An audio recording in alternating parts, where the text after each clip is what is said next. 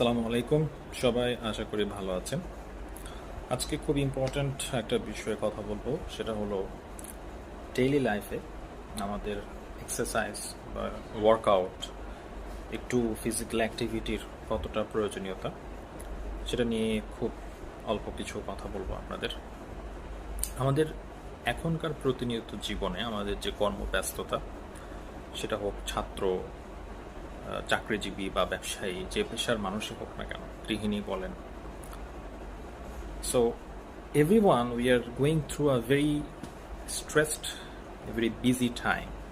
So এরকম একটা ফেজের মধ্য দিয়ে আমরা যখন যাচ্ছি, তখন আমাদের এক্সারসাইজের প্রয়োজনীয়তাটা কিন্তু অনেক বেশি। কারণ এই স্ট্রেস কমানোর জন্য এক্সারসাইজ যেমন গুরুত্বপূর্ণ, আমাদের যে সোশ্যাল যে কোলাবোরেশন, সেটাও কিন্তু কমে যাচ্ছে।